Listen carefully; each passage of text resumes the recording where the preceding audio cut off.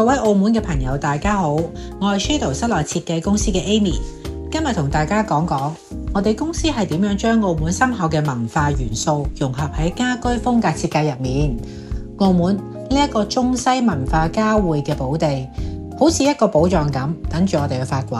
而將呢啲元素融入喺家居，你嘅屋企就會變得好有個性又韻味十足。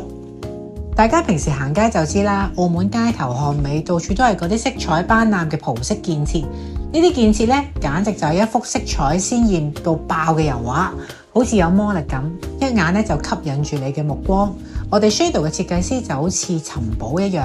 喺呢啲建築物入邊呢，獲取到好多靈感。所以咧，將啲大膽啊，有啲葡式嘅建築色咧，混和喺呢啲家居設計上面，好似葡式建築好出色用嘅黃色啊，同埋藍色咁。黃色係充滿活力，好似一團火咁，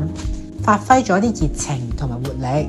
藍色咧就好似靜靜嘅海洋一樣，蘊藏住好多神秘嘅故事。我哋嘅設計師就會將呢啲顏色巧妙咁配搭喺牆面或者家私上面。我哋為好多澳門嘅客戶設計家居嘅時候呢，都會根據佢哋嘅喜好同屋企嘅格局，將黃色同藍色運用得恰到好處。有啲客人呢中意陽光啲嘅感覺，我哋就會將客廳嘅一面牆油到好似葡萄牙小鎮清晨陽光嘅淡黃色咁，再配上精心挑選嘅寶藍色窗簾。當陽光照入客廳，窗簾隨風輕輕飄動，即刻就有一種濃郁嘅葡萄牙風情湧埋入嚟啊！好似去咗葡萄牙嘅溫馨小鎮咁。地面嘅裝飾咧，我哋都落足心機㗎，會揀一啲葡式花紋嘅地磚。呢啲地磚嘅圖案咧，全部都係仿照葡萄牙傳統手工藝人精心雕琢嘅花紋，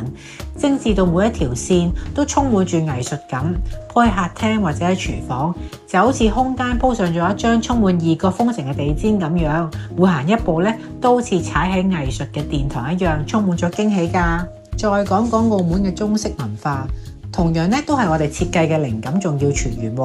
喺家居設計方面咧，我哋咧會將啲中式文化表現得淋漓盡致嘅，就好似設計一啲咧入榫嘅實木家具一樣啦。其實入榫呢個結構真係唔簡單㗎，唔單止堅固耐用啦，就算經過歲月嘅風吹雨打咧，仍然咧都好似穩如泰山一樣。而且咧亦都係中式文化嘅精華所在。喺我哋古代嘅工藝咧係有無窮嘅智慧嘅。我哋咧為好多熱愛中國文化嘅客戶設計客廳嘅時候咧，都會喺客廳中間咧放一啲特色嘅山水畫，同埋咧會加啲入榫嘅實木家私，再配上中式風格嘅沙發同埋山水畫咧。山水畫咧亦都有啲青山綠水，成個客廳咧都會有一啲好典雅嘅氣息，好似去咗以前嘅地方一樣，完美演繹咗中西混合。好多客人咧都同我哋講，每次招呼客朋友嚟我哋屋企咧，大家都對客廳嘅設計讚不絕口嘅，大讚設計師咧出神入化。另外，澳門嘅特色節日大三巴煙火表演嘅夢幻色彩，亦都俾我哋設計師咧係好多心思咧融入喺沙發配飾上面嘅。每次咧喺大三巴煙花表演嘅時候咧，五彩繽紛嘅煙花喺古代嘅大三巴建築上面綻放，綠色清新亮眼，粉色嘅浪漫飛翔，紫色又充滿神秘，交織出一幅超靚嘅畫面。我哋設計師好用心㗎，將清新嘅淡綠色咧就當係沙發嘅色調啦，好似模擬住煙花啱啱炸開嗰陣，透過嗰股充滿生機嘅綠意，俾人一種好悠閒舒適嘅感覺。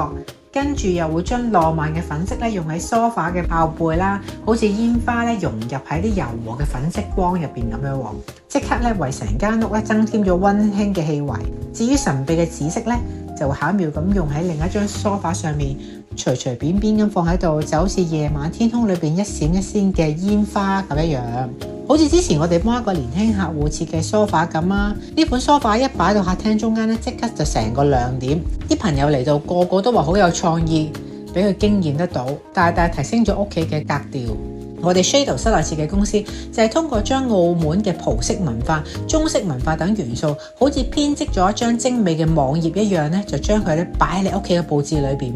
為大家打造一個獨一無二、充滿澳門情懷嘅家居風格。